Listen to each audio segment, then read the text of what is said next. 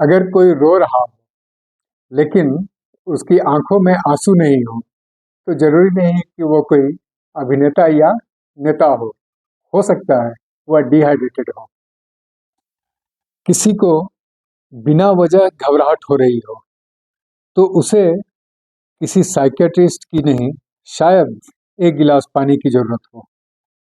अपने एग्जाम के लिए रोज 10 घंटे पढ़ाई करने वाला स्टूडेंट यदि साथ ही 10 गिलास पानी भी पीता तो शायद उसे एग्जाम में ज़्यादा नंबर आते हैं।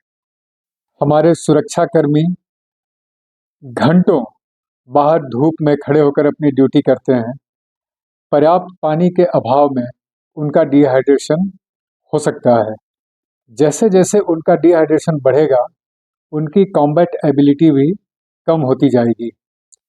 ठीक इसी तरह स्कूलों में प्रॉपर टॉयलेट फैसिलिटी न हो तो हमारी छात्राओं को कम पानी पीकर ही रहना पड़ता है। इस क्रोनिक डिहाइड्रेशन का उनके फिजिकल और मेंटल हेल्थ पर बहुत बुरा प्रभाव पड़ता है।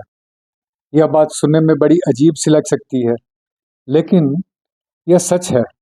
हम अपनी डेली लाइफ में पानी के महत्व को अक्सर भूल जाते हैं।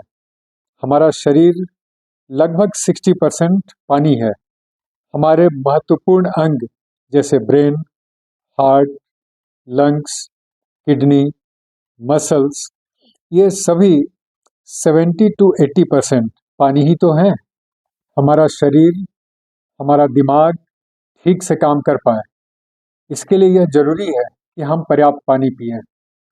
शरीर में पानी की कमी यानी डिहाइड्रेशन के ये सिम्टम्स हो सकते हैं: यूरिन का कम होना, डार्क होना या बिल्कुल रुक जाना, थकान, सिर दर्द, घबराहट, मसल क्रैम्प्स, हार्ट बीट का बढ़ जाना, पसीना बंद हो जाना या ब्लड प्रेशर का लो हो जाना।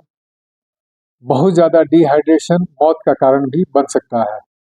शरीर में पानी की कमी के कई कारण हो सकते हैं: कम पानी पीना, बहुत लंबे समय तक बाहर गर्मी में रहना, लंबे समय तक हाई इंटेंसिटी वाली एक्सरसाइज करना, कुछ मेडिकल कंडीशंस में भी जैसे डायबिटिक लोगों को या जिन्हें ज़्यादा वॉमिटिंग या डायरिया की शिकायत हो। आखिर पानी हमारे लिए इतना ज़रूरी क्यों है? पानी पसीना के रूप में हमारे बॉडी टेम्परेचर को मेंटेन करता है। यह हमारे शरीर में जो वेस्ट मटेरियल है उसे यूरिन और बाउल मूवमेंट के द्वारा बाहर करता है। यह हमारे जॉइंट्स को लुब्रिकेट करता है। हमारे कार्टिलेज 80% पानी ही तो हैं। यह हमारे ब्रेन के परफॉर्मेंस के लिए भी ज़रूरी है। पानी के अभाव में हमें चिंता, घबराहट होने लगती है और हमारी सोचने समझने की शक्ति भी कम होने लगती है। ऑक्सीजन और न्यूट्रिशन का हमारे शरीर के हर सेल तक पहुंचना भी पानी के माध्यम से ही होता है। यह हमारे ब्लड प्रेशर को मेंटेन करता है। पानी से हमारा डाइजेशन भी ठीक रहता है। कॉन्स्टिपेशन का एक बहुत बड़ा कारण पर्याप्त मात्रा में पानी का नहीं पीना होता है। अब सवाल यह है कि हमें डेली कितना पानी पीना चाहिए। कोई कहता है कि हमें 8 गिलास पीना चाहिए, मतलब लगभग 2 लीटर पानी पीना चाहिए। कोई कहता है कि हमें अपने शरीर के वजन के हिसाब से पानी पीना चाहिए, जैसे प्रत्येक 1 केजी के हिसाब से 35 ml, अर्थात यदि आपका वजन 70 केजी हो तो 70 × 35 ml लगभग 2.5 लीटर पानी पीना चाहिए। सही जवाब यह है कि आप अपना कॉमन सेंस इस्तेमाल करें। आपकी पानी की ज़रूरत आपकी एक्टिविटी के हिसाब से तय होगी। जैसे यदि आप गर्मी के दिनों में बाहर काम करते हैं या लंबी दौड़ के लिए जाते हैं तो आपको पानी की ज़्यादा ज़रूरत होगी। आपका हाइड्रेशन स्टेटस ठीक है या नहीं, इसका एक अंदाज़ा आपके यूरिन के कलर से लगाया जा सकता है। हाइड्रेशन ठीक होने पर आपके यूरिन का कलर बहुत हल्का पीला होना चाहिए। जब यूरिन कलर पीला हो तो इसका मतलब डिहाइड्रेशन शुरू हो गया है। यदि यूरिन कलर डार्क ब्राउन हो जाए या यूरिन बंद ही हो जाए तो यह एक गंभीर चेतावनी है। ऐसी हालत में आपको तुरंत डॉक्टर की सलाह लेनी चाहिए। आपने कुछ लोगों को देखा होगा कि गर्मी के दिनों में भी वे भारी भरकम ट्रैक सूट पहनकर एक्सरसाइज करते हैं।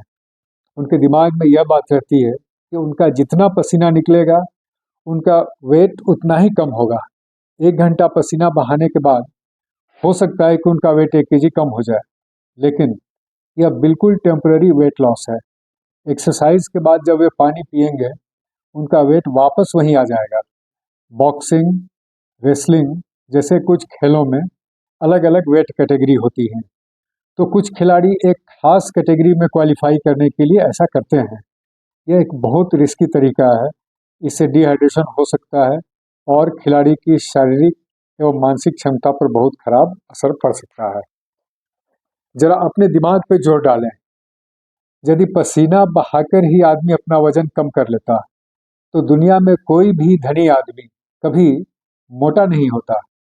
वह जिम की जगह आराम से अपने सौना बाथ में पसीना बहा लेता।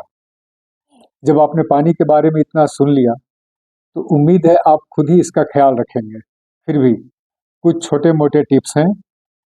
गर्मी के दिनों में बाहर काम करने वालों या एक्सरसाइज करने वालों को ज़्यादा पानी पीना चाहिए। वर्कआउट के पहले, वर्कआउट के दौरान और वर्कआउट के बाद पर्याप्त पानी पिएं। कई बार हमें अपने काम की व्यस्तता के कारण पानी पीना याद नहीं रहता। आप अपने मोबाइल में हर घंटे का एक रिमाइंडर लगा लें, ताकि हर घंटे कम से कम 1 गिलास पानी पी सकें। प्यास लगने पर कोल्ड ड्रिंक, चाय, coffee, packed fruit juice, alcoholic drinks, शराब आदि न पिएं। इनमें पानी जरूर है, लेकिन साथ ही साथ ये डायूरेटिक की तरह भी काम करते हैं, जिनके कारण आपको बार बार टॉयलेट जाने की ज़रूरत महसूस होती है। प्यास लगने पर पानी ही पिएं। ताज़ा फलों का जूस, दूध, छाछ, सूप भी हाइड्रेशन के लिए अच्छी चीज़ें हैं। ऐसे फ्रूट्स और सब्जियां खाएं जिनमें पानी अच्छी मात्रा में हो, जैसे तरबूज, खीरा आदि। ऐसा मत समझें कि जब प्यास लगे तभी पानी पीना है, क्योंकि उम्र बढ़ने के साथ साथ कई बार हमें प्यास का सिग्नल नहीं मिलता।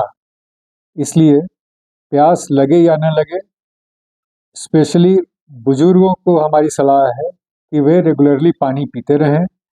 लंबे समय तक एक्सरसाइज करते समय ऐसे कपड़े पहने जो हल्के हों और पोरस हों, यानी उसमें काफ़ी छेद हों, और जो आसानी से पसीना निकलने दें। पसीना सोखने वाले कॉटन के कपड़े एक्सरसाइज के लिए अच्छे नहीं होते।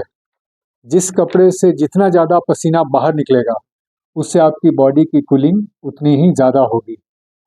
हाई ऑल्टीट्यूड पे या ठंड के दिनों में भी आपको रेगुलरली पानी पीने की ज़रूरत होती है।